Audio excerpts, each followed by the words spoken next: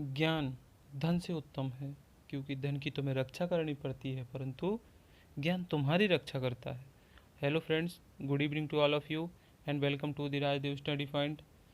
मैं आज आप लोगों के लिए CDB के मोस्ट इम्पोर्टेंट क्वेश्चन लेकर आया हूं। इससे पहले आप अगर हमारे चैनल पर नए हैं तो प्लीज़ चैनल को सब्सक्राइब कर लीजिए और बेल आइकन को दबाकर वीडियो को लाइक भी कर दीजिए। चलिए तो शुरू करते हैं। चलिए, आज का हमारा पहला क्वेश्चन है, आपको इसके आंसर देना है। अगर मैं वीडियो फास्ट चलाऊं तो आप प्लीज़ वीडियो को पुश करके इसके आंसर कमेंट बॉक्स में ज़रूर दें, ठीक है। हमारा आज का पहला क्वेश्चन है, बालक संवेगिक अभिव्यक्ति प्रस्तुत करता है। बताना है आप लोगों को कि जो बालक है वो संवेग अभिव्यक्त कैसे करता है। रोकर करता है, हंसकर करता है, रोकर एवं हंसकर करता है, या बातचीत करके। बताइए छोटा बालक कैसे करेगा। सही आंसर बताना है आप लोगों को। इसका सही आंसर होगा ऑप्शन नंबर 3, रोकर एवं हंसकर, ठीक है। ये थोड़ा रोकर लिखा है तो रोकर लिखना है, ठीक है। टाइपिंग में मिस्टेक हो जाती थोड़ा बहुत। चलिए, हमारा नेक्स्ट क्वेश्चन है, निम्नलिखित में से कौन सा सिद्धांत भाषा से संबंधित है। आप लोगों को बताना है कि इनमें से कौन सा सिद्धांत है जो भाषा के संबंधित है। बताइए। भाषा का विकास अनुकरण के सिद्धांत से होता है, अनुबंध से होती है, या परिपक्वता का भी आवश्यकता पड़ती है। बताइए कौन सा ऑप्शन सही होगा इसका, आप लोगों को बताना है। इसका आंसर होगा ऑप्शन नंबर 4, उपरोक्त सभी, क्योंकि भाषा विकास के सिद्धांत में सभी की आवश्यकता पड़ती है, अनुकरण की भी। जब बच्चा छोटा होता है तो वो सबसे पहले अनुकरण करके बोलता है, जैसे पापा, पहले पा बोलेगा, फिर पापा, फिर पापा बोलने का प्रयास कर लेगा, फिर पापा बोलना शुरू कर देगा। अनुबंध मतलब जैसे बच्चों को कोई चीज़ दिखाना है, मतलब बताना है कि जैसे बोला बकरी, तो बकरी वो सामने होती तो उसको पता चलेगा कि ये ही इसको बकरी बोलते हैं। जैसे बोला एप्पल, तो एप्पल दिखाएंगे तो उसको पता चलेगा कि ये एप्पल है, ठीक है। और परिपक्वता, ऐसा नहीं कि बिल्कुल छोटा बच्चा और उसको बोलना सिखा दो तुम, कि उसने कल ही जन्म लिया और उसको बोलना सिखा दो कि बोलो बेटा पापा या बोलो मम्मी, है ना। तो ये नहीं होगा। तो मतलब सबकी ज़रूरत पड़ेगी, परिपक्व भी होना चाहिए और उसका अनुबंध भी बनवाना चाहिए। जैसे कि आपने एप्पल बोला तो एप्पल उसको दिखेगा तभी बोलेगा। कल के दिन जैसे पापा हैं तो पापा सामने रहेंगे तो उसके बाद में उनको बोलेगा कि पापा, ठीक है। नेक्स्ट क्वेश्चन पे चलेंगे। हमारा अगला क्वेश्चन है, शिक्षा मनोवैज्ञानिकों ने भाषा सीखने के कौन से साधन बताए हैं। बताना है आप लोगों को। जो शिक्षा मनोवैज्ञानिक हैं हमारे, उन्होंने कौन कौन से साधन बताए हैं कि किससे बच्चा सीख सकता है। क्या अनुकरण के द्वारा सीख सकता है, विद्यालय के द्वारा सीख सकता है, भाषा के द्वारा सीख सकता है, या जन समूह के द्वारा सीख सकता है। तो बताइए कौन सा आंसर सही होगा इसका। इसका आंसर होगा ऑप्शन नंबर 1, अनुकरण द्वारा, ठीक है। अनुकरण द्वारा बच्चा सीख सकता है, क्योंकि विद्यालय जाएगा तो वहाँ पर भी अनुकरण करके ही सीखेगा। भाषा में भी अनुकरण करना पड़ता है, और जन समूह में जहाँ पर भी जाएगा बच्चा वहाँ पर भी वो अनुकरण करेगा। तो इसमें आंसर होगा ऑप्शन नंबर 1, अनुकरण के द्वारा। नेक्स्ट क्वेश्चन पे चलेंगे। हमारा अगला क्वेश्चन है, भारत में किस प्रकार की समाज की अवधारणा है। बताना है आप लोगों को कि भारत में किस समाज की अवधारणा है। मातृसत्तात्मक, पितृसत्तात्मक, मिश्रित अवधारणा, ये सभी। बताइए सही आंसर क्या होगा इसका। इसका सही आंसर होगा ऑप्शन नंबर 2, पितृसत्तात्मक, ठीक है। और भारत में पितृसत्तात्मक है सिर्फ केरल राज्य को छोड़ के। केरल में क्योंकि वहाँ पर मातृसत्तात्मक है, वहाँ पे जो नायर लोग रहते हैं, नायर जनजाति, वहाँ पर मातृसत्तात्मक है, ठीक है। चलिए हमारा नेक्स्ट क्वेश्चन देखेंगे आज का हमारा अगला क्वेश्चन है, लैंगिक भेदभाव को दूर करने में निम्न में से किसकी भूमिका महत्वपूर्ण है। आप लोगों को बताना है कि अगर हमें लैंगिक भेदभाव को दूर करना है तो किसकी भूमिका को महत्व देना होगा। परिवार को देना होगा, पितृसत्तात्मक समाज को देना होगा, धार्मिकता को, या मनोवैज्ञानिक विचार चलेगा इसमें। बताइए क्या आंसर होगा इसका सही। इसका सही आंसर होगा ऑप्शन नंबर 1, परिवार, ठीक है। परिवार को ही सपोर्ट करना पड़ेगा, परिवार से ही हमें पता चलेगा कि नहीं, अभी बोलते हैं ना कि तुम लड़का होकर रोते हो, या तुम लड़कों जैसे कपड़े पहन नहीं सकती, लड़कियों को बोलते हैं, या तुम लड़कों की तरह घूम नहीं सकती। ये और लैंगिक भेदभाव बहुत से होते हैं। आगे चलेंगे।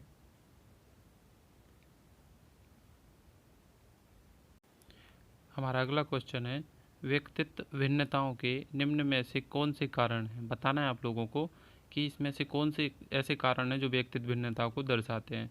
क्या अभिवृद्धि होती है, आयु या बुद्धि, संवेग या लिंग धारणा। बताइए क्या दर्शाता है इसमें। सही आंसर क्या होगा? इसका सही आंसर होगा ऑप्शन नंबर 2, आयु एवं बुद्धि। ठीक है, नेक्स्ट क्वेश्चन पे चलेंगे। हमारा अगला क्वेश्चन है, निम्न में से कौन सी मूल्यांकन की विशेषता है। बताना है आप लोगों को कि मूल्यांकन की विशेषता कौन कौन सी है। इसमें से उपयोगिता मूल्यांकन की है, विश्वसनीयता, वैधता, या यह सभी सभी हैं या मूल्यांकन की विशेषताएं। बताइए, सही आंसर बताना है आप लोगों को। ऑप्शन नंबर 4 सभी होती हैं। ठीक है, नेक्स्ट क्वेश्चन पे चलेंगे। ये सब चीज़ की आवश्यकता होती है, उपयोगी भी होता है, विश्वसनीय भी होगा और वैध भी होना चाहिए। ऐसे नहीं कि कर तो लिया और उसके बाद में। ठीक है, अगला क्वेश्चन देखेंगे।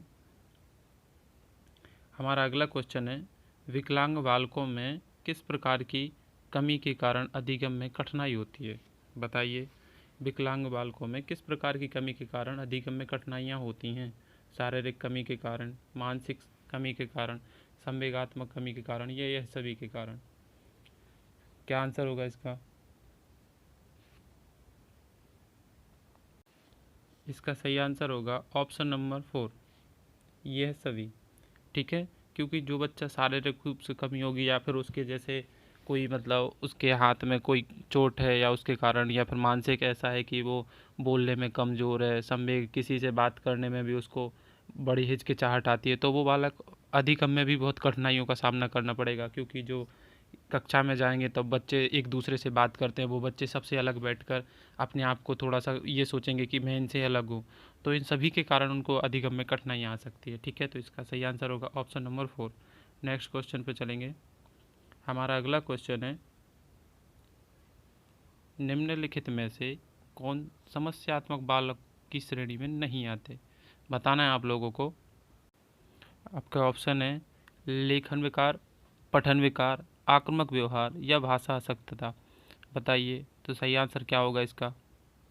इसका सही आंसर होगा ऑप्शन नंबर 3, आक्रामक व्यवहार। क्योंकि यह संवेगों को दर्शाता है, संवेग अनियंत्रित को दर्शाता है। ठीक है, पठन विकार है समस्यात बालकों को जो, और उसके बाद लेखन विकार या भाषा अशक्तता, बोलने में उनको कठिनाई आ रही है। ठीक है, जैसे डिसलेक्सिया हो गया पढ़ने के लिए, डिसकैलकुलिया हो गया गणित में कोई कठिनाई आ रही है, और लेखन के लिए हो रहा है, और भाषा अशक्तता डिसअफेजिया। ठीक है, तो ये होता है। और आक्रामक व्यवहार ये संवेगों को दर्शाता है। आगे चलेंगे। हमारा अगला क्वेश्चन है, डिसलेक्सिया निम्नलिखित में से किस प्रकार का विकार है। बताइए, अभी इसका आंसर मैंने बोल दिया था, बताना है इसका सही आंसर क्या होगा। डिसलेक्सिया पठन विकार से, शारीरिक विकार से, भाषा विकार से, या लेखन विकार से। बताइए सही आंसर क्या होगा इसका। बताना है आप लोगों को किससे संबंधित होगा, पठन विकार से, शारीरिक विकार से, भाषा विकास से, या फिर लेखन विकार से। ये भाषा विकास नहीं विकार है। ठीक है, तो इसका सही आंसर क्या होगा? ऑप्शन नंबर ए, पठन विकार, डिसलेक्सिया। ठीक है, डिसलेक्स। हमारा अगला क्वेश्चन है, निम्नलिखित में से कौन सा सृजनात्मक सिद्धांत है। नवाचार सिद्धांत, संबद्धता का सिद्धांत, परिपक्वता का सिद्धांत, या अनुकरण का सिद्धांत। बताइए इसका सही आंसर क्या होगा। इसका सही आंसर होगा ऑप्शन नंबर 2, संबद्धता का सिद्धांत। मैं इसलिए फास्ट कर रहा हूँ क्योंकि आप लोग कम समय में अधिक क्वेश्चन कर सकें। ठीक है, अगला क्वेश्चन है, बुद्धि से संबंधित दूरी, दूरी नहीं है ये, सॉरी, इसको मैं ठीक कर दे रहा। बताइए अब, बुद्धि से संबंधित दो कारक सिद्धांत का प्रतिपादन किसने किया था। बताइए, बिने ने किया था, स्पेयरमैन ने, स्टर्न ने, जीन पियाजे ने। बताइए इसका सही आंसर क्या होगा। द्विकारक, सभी लोगों को पता होगा। इसका सही आंसर क्या होगा? Option number 2, Spearman. इनने एक खंड का भी दिया, सॉरी, एक खंड का, दो खंड का दिया था और त्रिखंड का भी दिया था। ठीक है, इन्होंने स्पीयरमैन ने द्विकारक भी दिया था, इसको दो खंड भी बोलते हैं, या इन्होंने दो बताए थे। एक बताया था मतलब जी कारक और एस कारक। इन्होंने कहा था एक जी कारक होता है, उसमें बहुत से एस कारक होते हैं। ठीक है, तो और इसके बाद में इन्होंने दिया था त्रितत्व का सिद्धांत भी दिया था, इन्होंने बताया था। फिर बाद में इन्होंने संशोधन करके बताया था कि इसमें तीन तत्व बताए थे इन्होंने, जी कारक, एस कारक, और एक बताया था दोनों का मिला जुला समूह कारक। ठीक है, फिर उस मतलब बाद में उन्होंने तीन कारक बताए हुए थे। अगले क्वेश्चन पे चलेंगे। हमारा अगला क्वेश्चन है, बुद्धि के प्रतिदर्श सिद्धांत का प्रतिपादन किसने किया? बताइए। आप लोगों को बताना है कि बुद्धि के जो प्रतिदर्श सिद्धांत है, इसका प्रतिपादन किसने किया था? थॉमसन ने, स्पीयरमैन ने, थॉर्नडाइक ने, या विने ने? सही आंसर का जवाब देना है आप लोगों को। इसका सही आंसर क्या होगा? Option number 1, Thompson. थॉमसन ने बुद्धि का प्रतिदर्श सिद्धांत दिया था। स्पीयरमैन ने द्विकारक और द्विकारक और त्रिकारक सिद्धांत दिया था। उसके बाद में थॉर्नडाइक, थॉर्नडाइक का पता ही होगा सभी लोग। थॉर्नडाइक ने बहुकारक सिद्धांत, या इनको बालू का सिद्धांत भी बोलते हैं, और बिने ने दिया था एक कारक सिद्धांत। ठीक है, तो इसका सही आंसर होगा ऑप्शन नंबर 1, थॉमसन ने दिया था प्रतिदर्श का सिद्धांत। ठीक है, नेक्स्ट क्वेश्चन पे चलेंगे। हमारा अगला क्वेश्चन है, बुद्धि के इकाई सिद्धांत का प्रतिपादन बताना है आप लोगों को कि बुद्धि का इकाई का सिद्धांत किसने प्रतिपादित किया था? थॉर्नडाइक ने, जेबी वॉटसन, विलियम बोन्ट, या स्टर्न और जॉनसन? बताइए किसने प्रतिपादित किया था? इसका सही आंसर होगा ऑप्शन नंबर 4, स्टर्न और जॉनसन। ठीक है, नेक्स्ट क्वेश्चन पे चलेंगे। हमारा अगला क्वेश्चन है, बुद्धि परीक्षणों का जनक कहा जाता है। आप लोगों को बताना है कि बुद्धि परीक्षणों को जनक किसे माना जाता है? थॉर्नडाइक, साइमन, विने, या स्पीयरमैन? बताइए।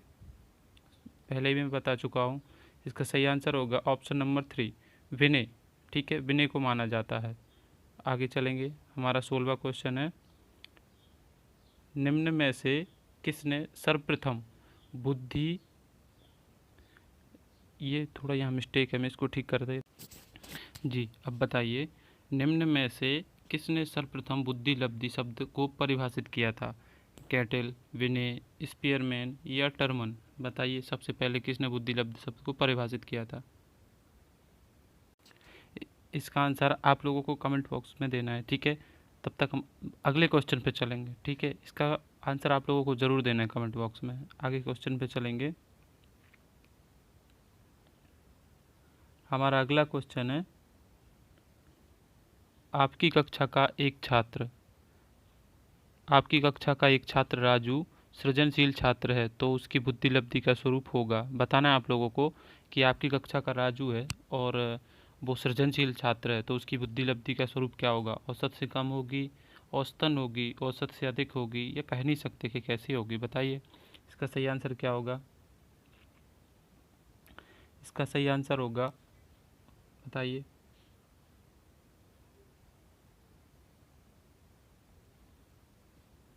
औसतन, ऑप्शन नंबर 2, उसकी बुद्धि लब्धि होगी, औसतन होगी। ठीक है, सृजनशील है अगर तो। आगे चलेंगे। हमारा अगला क्वेश्चन है, बुद्धि का प्रकार नहीं है। आप लोगों को इनमें से बताना है कि कौन सा बुद्धि का प्रकार नहीं है। मूर्त बुद्धि नहीं होती, अमूर्त बुद्धि नहीं होती, या सामाजिक बुद्धि नहीं होती? बताइए, इसमें से कौन सी नहीं होती? इसका सही आंसर क्या होगा? ऑप्शन नंबर 1, मानसिक बुद्धि। मानसिक बुद्धि किसी ने नहीं बताया, बाकी मूर्त बुद्धि, अमूर्त बुद्धि और सामाजिक बुद्धि थॉर्नडाइक ने और ग्रीट ने बताया। ठीक है, आगे चलेंगे। हमारा अगला क्वेश्चन होगा, अगला क्वेश्चन है, व्यक्तित्व का अध्ययन करने वाला सबसे पहला उपागम था। कौन सा सबसे पहला उपागम था जिसने व्यक्तित्व का अध्ययन किया था? शील गुण उपागम, संज्ञानात्मक, मनोविश्लेषणात्मक, या शरीर गठनात्मक उपागम? बताइए, सही आंसर क्या होगा इसका? इसका सही आंसर होगा ऑप्शन नंबर 3, मनोविश्लेषणात्मक सिद्धांत। और इसका प्रतिपादन किसने किया था? सिगमंड फ्राइड ने। ठीक है, तो सबसे पहले अध्ययन किया था मनोविश्लेषणवाद सिद्धांत जो थे सिगमंड फ्राइड, उन्होंने किया था। हमारा अगला क्वेश्चन करेंगे हम। एक व्यक्ति दूसरे व्यक्ति से जिन अर्थों में अपेक्षाकृत स्थायी रूप से भिन्न होता है उसे क्या कहते हैं? बताना आप लोगों को कि एक दूसरे से भिन्न होते हैं अपेक्षाकृत, उसको क्या कहते हैं? आदत कहते हैं, चरित्र कहते हैं, शील गुण या मनोवृत्ति? बताइए क्या कहेंगे?